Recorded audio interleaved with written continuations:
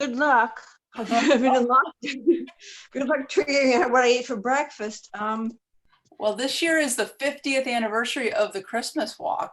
I don't know if any of that rings a bell for anybody.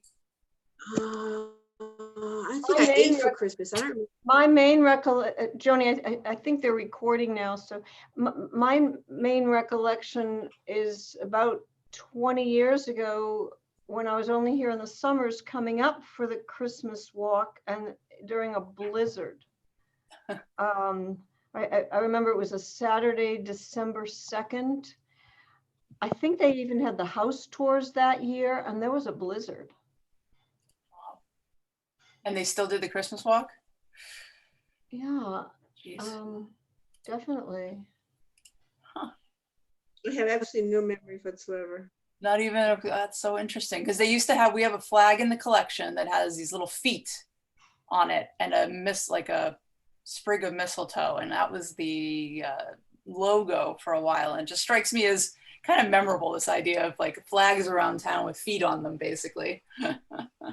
It's adorable, but I remember driving around with my parents looking at the pretty lights, but I must have blocked it out.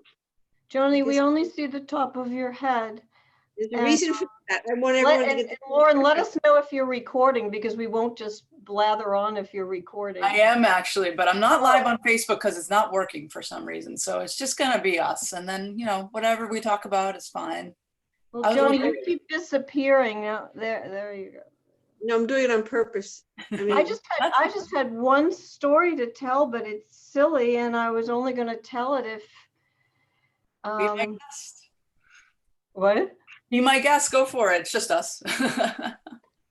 All right. Okay. So one of my most vivid memories of holidays in Marblehead was the parades. They were really, really big back then. We had July 4th, you know, Thanksgiving, and this was in the 50s and 60s. So you still had World War I vets, World War II vets, Korean War vets.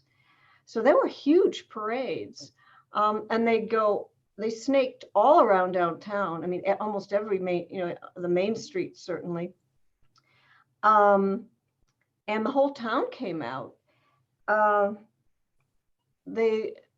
lot of the kids would be sitting on the rocks at the corner of Washington and Pearl Street, you know, the big cliff there. That's where all the kids would sit. And the high school had a big marching band. And I don't know why we don't have a marching band anymore, but that's my story. And since there's so few of us, I'll actually tell it because I probably would have been embarrassed to tell it if there were a lot of guys on this. But my freshman year in high school, I had a crush on a football player, a senior, who of course had no interest in me whatsoever. But he played the drums in the marching band. And now I'm beginning to remember the crush, the drums. The drums. And I don't know if you all remember Diane Stern. She was a big radio personality on WBZ for decades, really. And she was in my class. And this fellow who played the drums was her cousin. I won't name his name. But she was very mischievous. And so she decided that he should pay attention to me, so she arranged for me to take drum lessons with him the summer before he went off to college.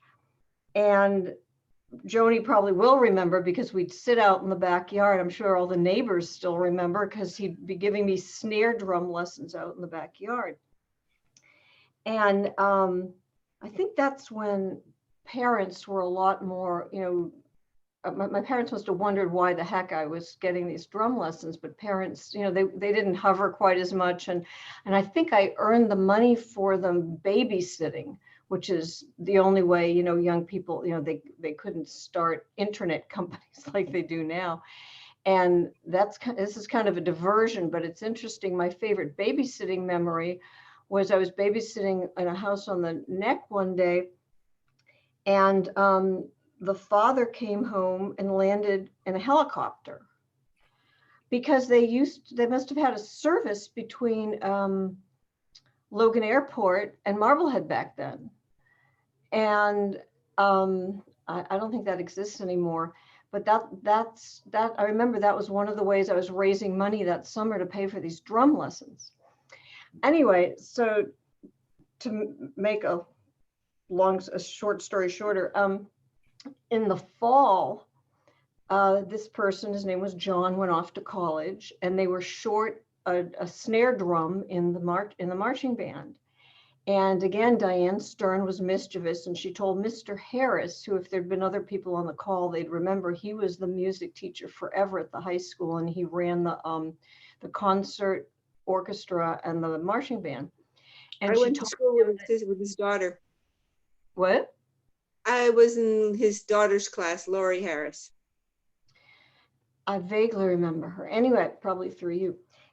Anyway, and so she told Mr. Harris that I had learned to play the snare drum. And he made me join the marching band.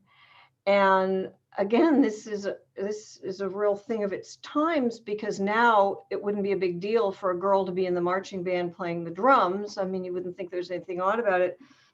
But I just remember being embarrassed through my entire sophomore year in high school, because, you know, out on the football field, because that's the main place that the bands played. And of course, everybody had long hair down to their waist. This was in the 60s.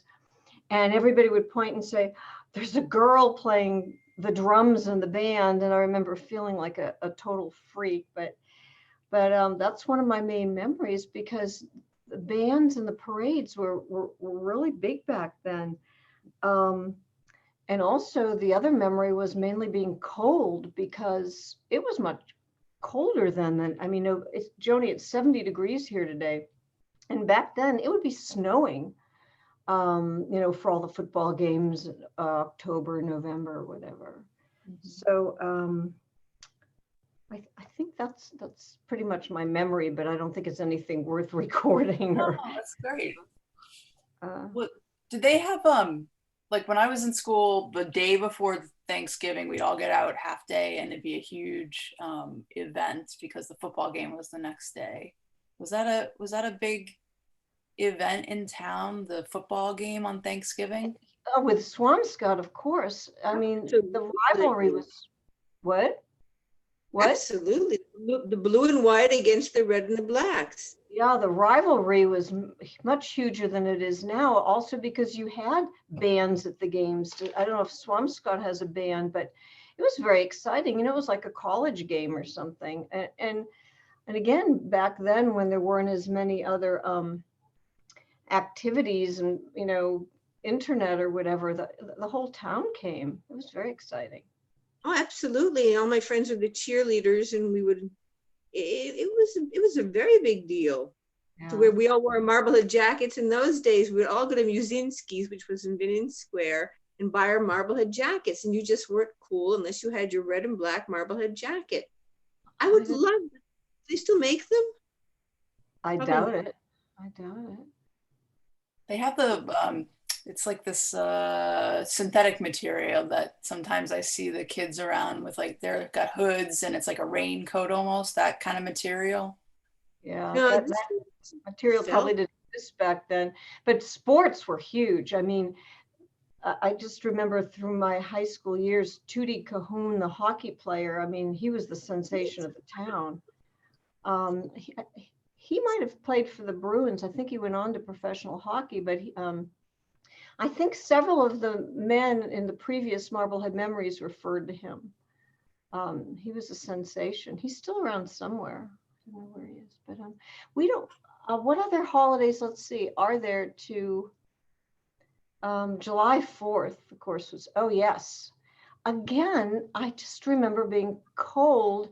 I remember being allowed to go when I was very small, maybe about 8, with neighbors' children. Joni, I don't know if you remember them across the street, the Flynns or the Lynches. She's disappeared. But anyway, to July 4th, we went to Riverhead Beach to watch the fireworks. And we had blankets, and it was bone chilling cold. You know, it was raining and cold and damp, but they still had the fireworks and the harbor illumination, and it took a lot to cancel celebrations back then. Did they do the Horribles parade? That's been going on for a while, right? That started in the 60s, I think, but No, that started much later. was it later? Yeah, I don't know. I think started around the Great Race time, I think. I do remember the Flynns, because Flinny, Lexi, I think he had the clam bar at Dever Beach. I don't know if it was, I think it was Lexi. Flinny, yes, of course, you're right. Yeah. It was Lexi Grant, though. Yeah. Was it in the little the building that's still there on Devereaux that they sell ice cream? It was Flinny's, yeah. Oh. Anyway. But other than that, I remember, wait a minute, I remember what's Veterans Day parade Daddy would take me. And we would always stand by the powder house, and I thought they made baby powder in there. I had no idea what the powder house was. I was convinced it was both Johnson's baby powder. It took me years. I think I was in my 30s before I figured that one out. I love that. That might be my favorite quote from all of these. I haven't saw and Susie even sent me a magnet of the powder house. So every time I look at it, I crack up thinking. I had no idea. I mean, Daddy would take me, and we would go with our neighbors, the Hineses, when we would meet Mr. Hines at the downtown. Now, he was active in the museum, in the Historical Society, because I remember your plaque going up the stairs in the museum has his name on it, the Hines, Mr. Hines. Conrad Hines. Yeah. I don't think I met them. Oh, well, I mean, if we're talking 50 years ago. Yeah, we weren't born.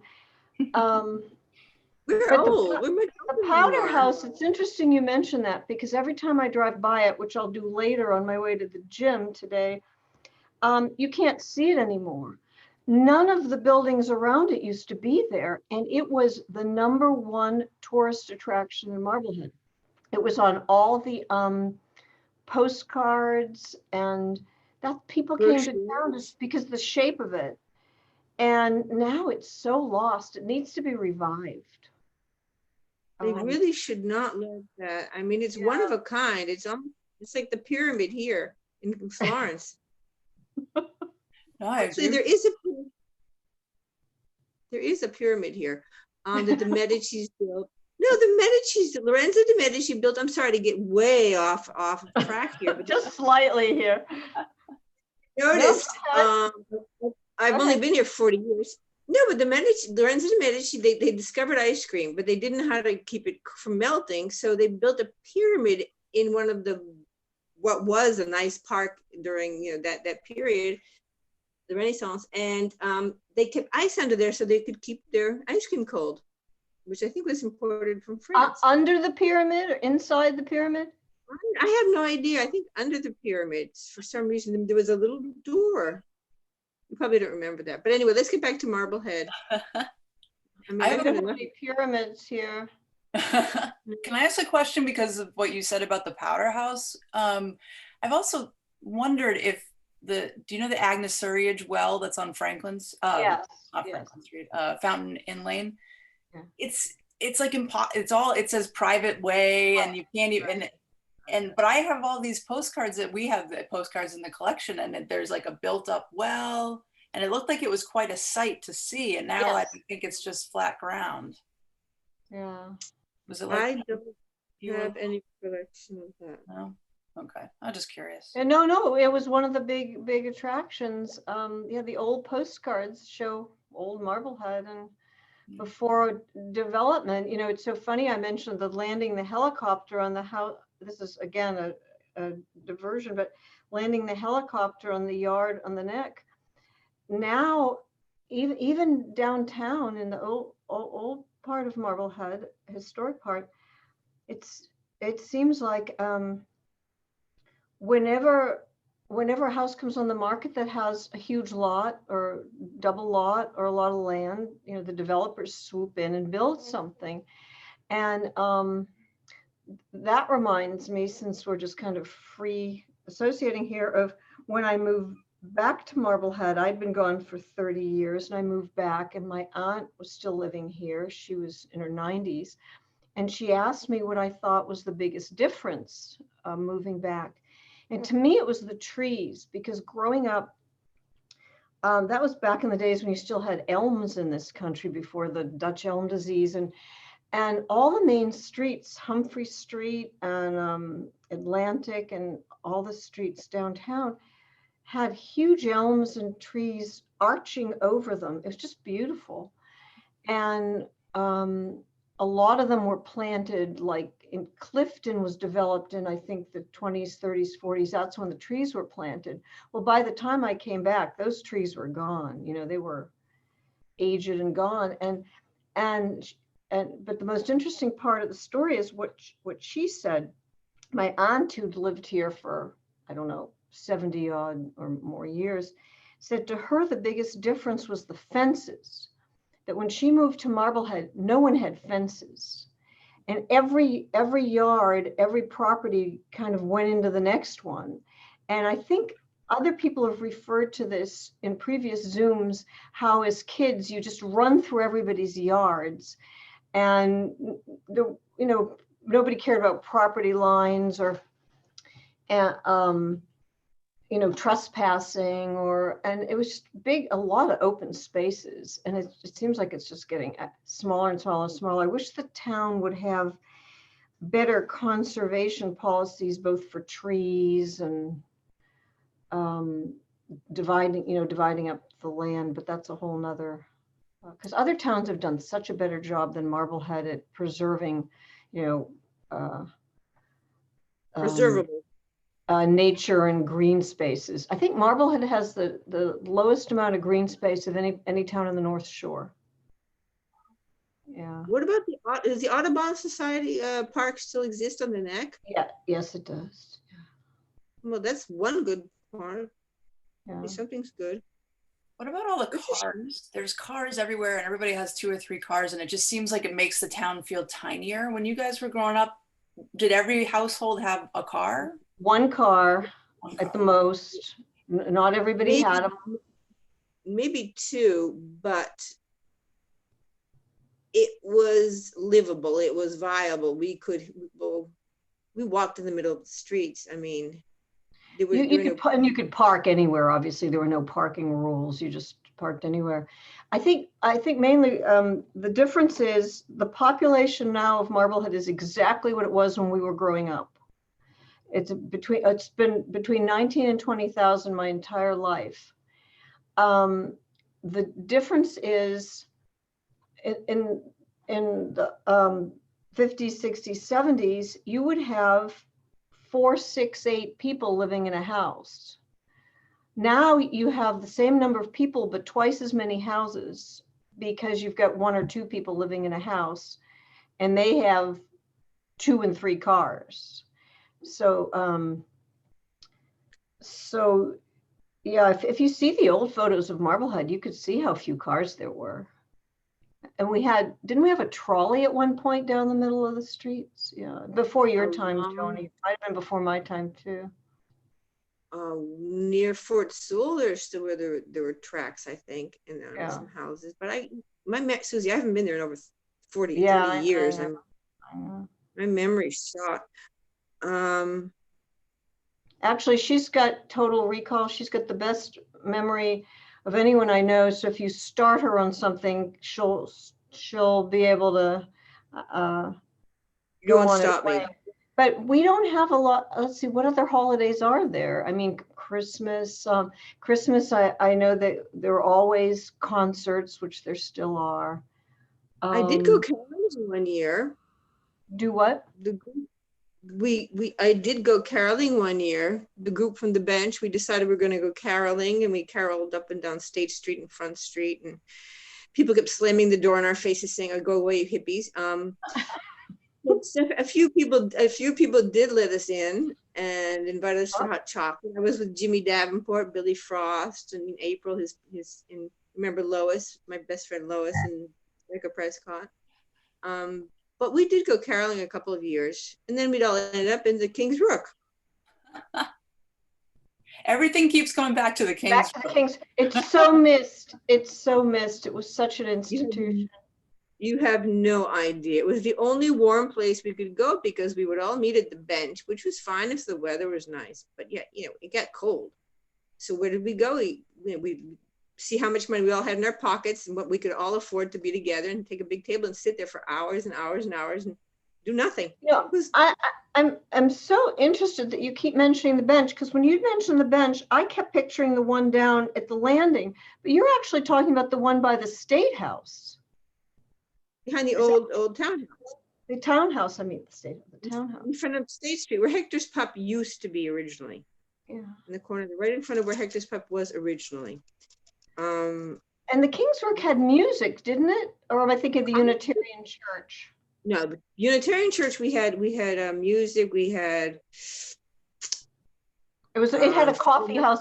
The King's Rook was a coffee house, but the Unitarian Church had one of the early coffee houses in the 60s, right? Well, they also had music. They had music, and they also did films. Like for Halloween, they would show the Phantom of the Opera, and a man actually came in and played the organ there, scared us to death. That was fun.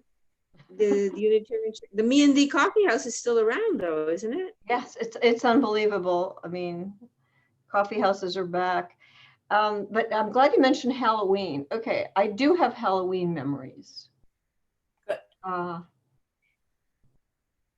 Joni, we couldn't have trick or treating this year because of COVID, so it made me even more nostalgic. No one came to my house this year. It was really sad. Did anyone come to your houses, Lauren or Amy? No. Well, one of my friends on Tucker Street said she had kids come. There were, so a lot of the Marblehead mums and little ones on Facebook got together, and some of them devised like those little pipe shoots. So you rang a bell and they like dropped the candy down this like PVC pipe. Some people like stapled it to like stakes in the yard. So you would pick up, like you would take off like a bag of candy from that. And then some people just had them out on tables spaced out, and it was like, take like 2 pieces and then keep going. Oh, that's horrible. It's adorable. I'm sorry. It's so sad.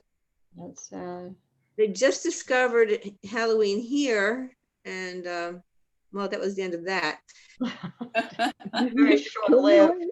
I'm 3. Well, whatever.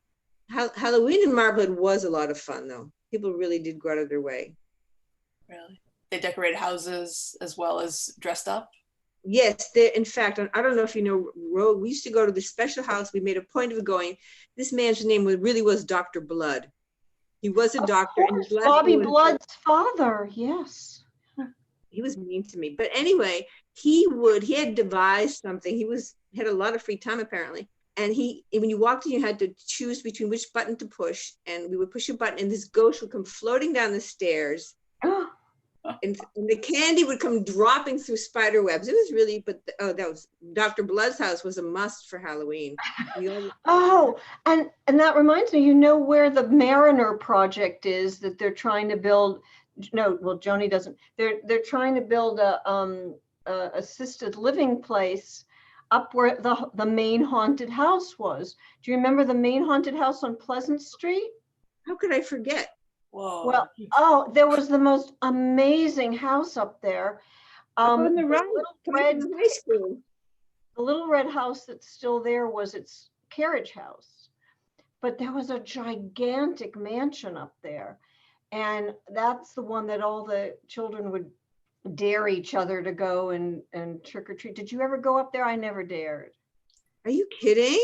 No. Anyway, that was torn down, and no.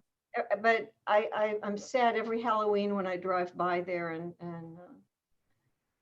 do you remember when we had to read, I don't know if you had to read it in high school or junior high, The Haunting of Hill House? I don't remember, the name's familiar, but I don't remember the book. I can't remember who wrote it. I think it was a woman author.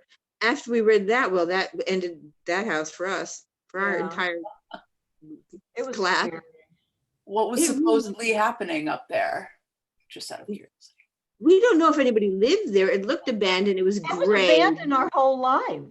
I don't think anyone actually ever lived there. So we imagined what was happening. House history. That's what we have to do. House history on Yeah, this. let's find out if anybody was living in there. Oh, it's a really, really old house. I mean, it must have been historic. Dark gray, real Edgar Allan Poe gray with black trim, up on a hill. I doubt it was 18th century. It was probably early 19th century. Oh, that's neat. Oh, that'd be so much fun to research that. Yeah. You think there are archives about things like that, though? Well, Lauren's the town archivist, so she would know. I could figure it out, maybe go looking through the deeds and see what was going on. Yeah. Oh, yeah. What else? I'm trying to Well, you said the red house, that it was the carriage house for the mansion, right? Yes.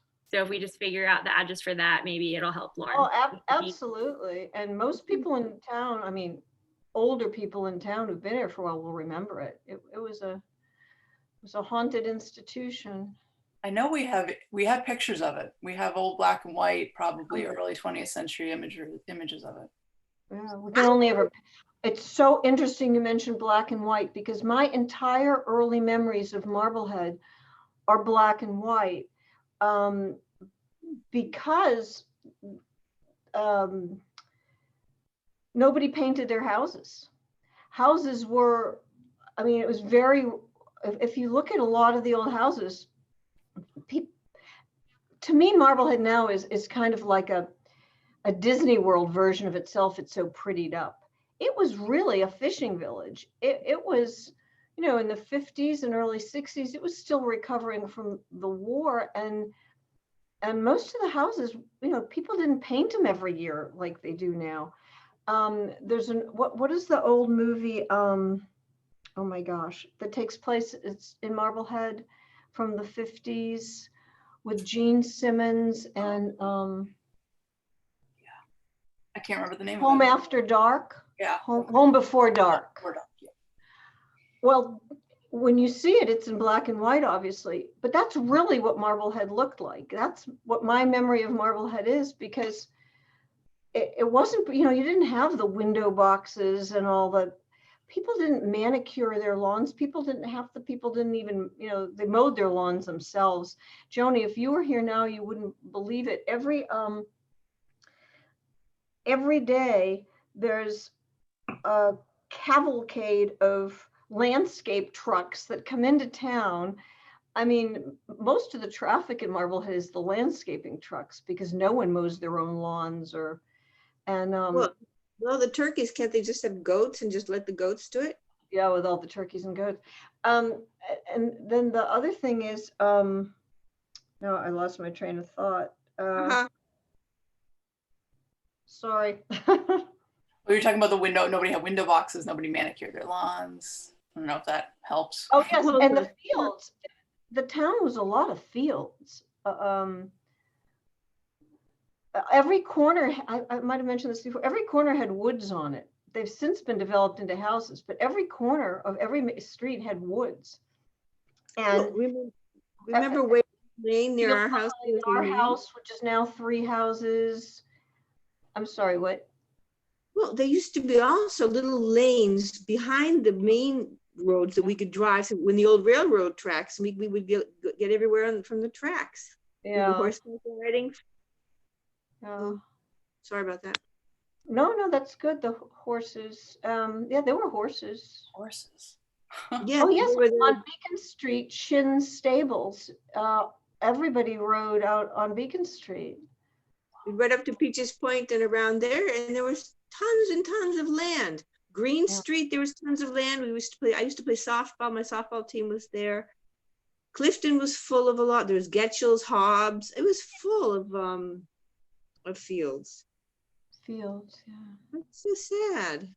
But not manicured playing fields. Fields with. No. You know. Right. Fields, but anyway, I'm trying to stay on the holiday topic and thinking of other. Well, can I ask one question that you made me think of with some of the talk about what things were like then? It's completely off the topic of holidays, but I'm just curious. So a lot of the older buildings in town, you know, 3 stories, whatever. They're now like 2, 4 condos within that. Were people still living as one family? And you mentioned that more people lived in these houses than do now as a family, like 8 people, 6 people. So were these still single families? There were no apartments in Marblehead then. Yeah, some were, but a lot of them were apartments. Because, for example, if you ever get to talk to Mike Smith, because Marblehead was so poor all the time, people in those big houses would rent rooms out. Like I think that I already told you that Mike's story of how in the summers his mother would rent out rooms to the actors at the Beverly Theater.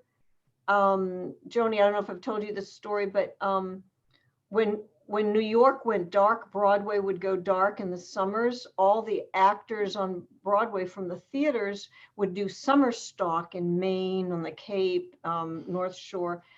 And so Mike's mother rented out her rooms to Lucille Ball and Desi Arnaz, who were married in the Marblehead Town Hall clerk's office out of Mike's house. What? Wow. Oh, you didn't? I haven't. Yeah, please repeat that. Oh. Okay. Mike Smith lived at, I forget the number, but it's the big yellow house across from Abbott Hall. And it was huge. And he just had a couple of sisters and brothers, but like a lot of the people in Marblehead, his parents would rent out rooms. Even if the houses weren't broken up into apartments. And so one summer, and they rented out rooms in the summers to a lot of the actors who'd come up for summer stock at the Beverly Theater in the Round, which still exists, summer theater. And one year they rented out rooms to Lucille Ball and Desi Arnaz, and they got married in Abbott Hall. It's in the records. The clerk has the records. They got married from Mike Smith's house. I mean, he's full. He'll have him tell you the story of when his mother went to California and stayed, visited Lucille Ball after that. Oh. He has great stories. Oh my goodness. Yeah. When he comes back up for the holidays, we're going to have a sit down. So I'm super excited for that. Good. But I can't believe I know everybody says this, but I love Lucy. Always have. He'll remember holidays too. I mean, he's one of the people who'll remember the 30s, he was young, but he'll remember the 40s, which we weren't born yet. So yeah. That's great. I had no idea. But I remember the first real apartments, was when they built Glover Landing. Yeah. And there was a brouhaha over that. They didn't want those at all. Well, it was the town's fault because they were offered to buy it and they didn't. So. Because that's where the Hotel Rockmere was, right? Which is also Mike's family, I think. Getting back to Mike. Yeah, Mike's family, Joni owned the Rockmere. You always talk about the Rockmere. I have no memory of the Rockmere. No, it was gone. It didn't exist. Would explain it. That would explain it then. So Leo, thanks for joining us, and Elizabeth is here too. Do either of you have anything you want to add about holiday memories? We've gone a little off topic here and there, but I think it's been a great morning. Well, I'm thrilled because I managed to download Zoom. I think I'm pretty impressed by myself. So I'm just going to go have a cookie. I'm such a good girl. But I have no memories whatsoever. I really don't. I will think about 20 as soon as I turn it off, but I can't think of any right offhand. That's all right. It's been a great conversation. Well, it's also, you have to consider that it's a family thing. I mean, the holidays are a family thing. So people, unless you're related some way or distantly or something, we just all remained, like we always had our uncles and aunts or grandparents. We didn't really do much other than stay with family that I can remember. Yeah. Awesome. Well, thank you guys. That was really fun, actually. I'm glad that we had a small group and we could just have a conversation. I'm just thrilled that I learned how to download Zoom. Absolutely. See, now you can join us every month, except that next month we'll be doing our gingerbread festival on the first Saturday. So we'll skip next month. It's kind of crazy anyway, December. Not to change the subject, but you mentioned gingerbread. You know that there is a famous Marblehead cookie called the Joe Frogger? Yes. Oh, yeah. Okay. I have a friend who has the original recipe. His mother had the original recipes. The Donald Cope. He's not living in Marblehead anymore though. But he was from the class of 1973. And you know Mary Tufts, Dana Tufts, Jill Lewis. Jill Lewis works at Abbott Hall, in the clerk's office.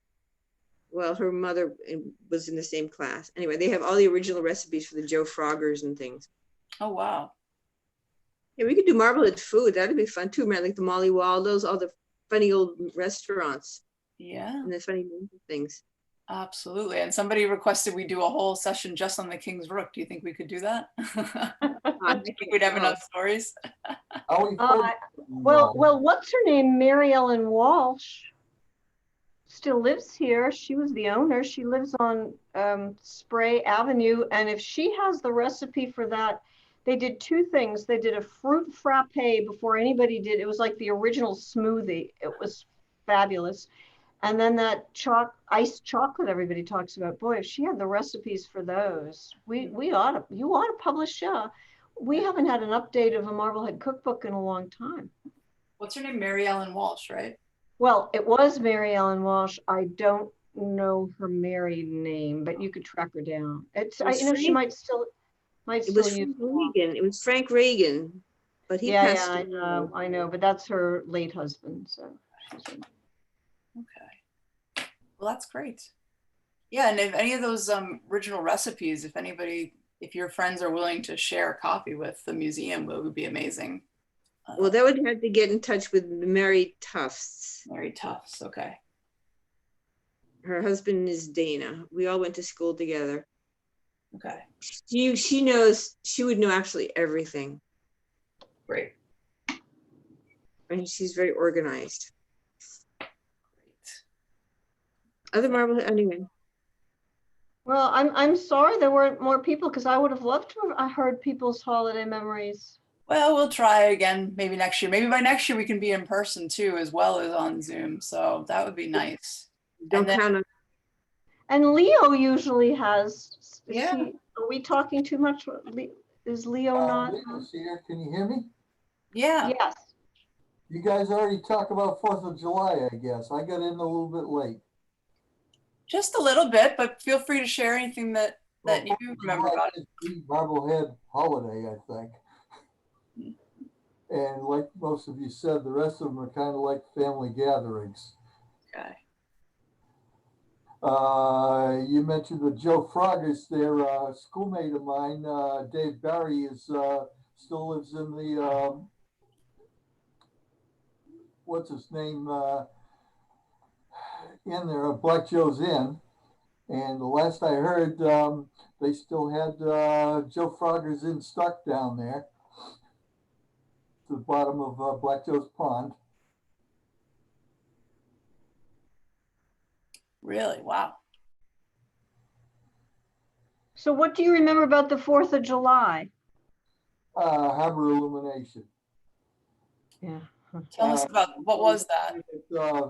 Fort Sewell, when I was young there, and of course, that was before Glover's Landing. And I think they shot the fireworks off from, what is that, Skinner's Head? Mm-hmm. Yes. Down there, that was before they put them on a float out to sea on there. That was quite nice. Then they had a boat parade that all the boats put Christmas lights on the rigging and sailed and motored or whatever around the harbor. That was kind of nice. That sounds really nice. Did you ever participate in the Horribles parade? Probably twice at least on there. Those kind of, I guess that's out of style now. They were still doing it, weren't they? Until, I mean, obviously not this year, but were they still did it last year? For little children. Hmm. Children, I mean. Well, that's what it was supposed to be for, was children. at that Supposed time. Awesome. Great. Well, small but mighty group. I appreciate it, everybody. If you have a thought, go ahead. Oh, Leo. In my I was just, year, I'm sorry. Go ahead, Does Leo. any, well, what I was remembering was, does anybody else remember at Crocker Park when we had the arts festival? C Train played, and they had the famous record that came out, Marblehead Messenger. And some people still have the vinyl. I've got a copy of that someplace. I was in Turkey at the time, I think. But I did manage to get a copy of it, and whether I've still got it or not, I don't know. Oh, I lost mine moving. I had one too. That was fun though. Those Very concerts were festive. great. Yeah, the town has always been very festive, into partying and festivities. We could, another thing that would be fun to talk about would be the old high school. When it was the high school was the high school. Sports.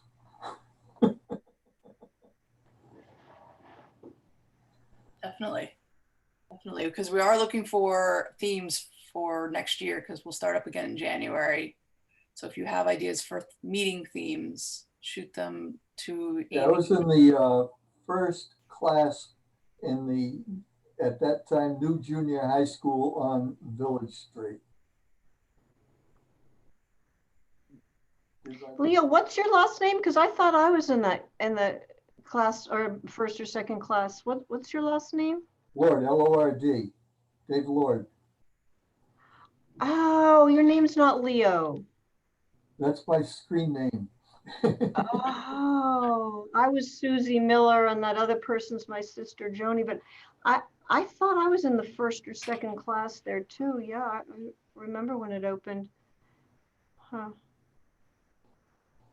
That was quite something. Had a new school smell to it. And lockers that actually closed. Uh-huh. And a cafeteria. Yeah, real high tech. That cafeteria. So you didn't have to go home for lunch, is that it? No. Or bring your sandwiches. You always have to bring your little sandwich. And yeah, they had a kitchen there. It was a big cafeteria because it was also the detention room. It was cafeteria, detention room. I know it for that other reason. Oops. I better put on my mute. Better mute myself. No, seriously, I was thinking of all the great teachers that were around in the 60s and 70s, and people like Mr. Lovely, and you remember the Mr. Lovely, the Mr. Walsh, the old principals of the high schools and other principals. Okay, Mr. Walsh was smart enough to get out of town. He wasn't run out? Oh, no. Wait a minute, you're not talking about Stretch. Oh, yeah. Stretch moved up to Masconomet in Florida. When he retired, but before him came Mr. Lovely, and he was sort of eased out or something. There was something funny happened there. I don't really remember all the details. And he was a lovely man. And then they eased. Mr. Lovely. Well, he lived around the corner from us. Anyway, now we really have gotten way off topic, and they probably have things they'd like to do today. They probably have lives, not me. I'm in lockdown.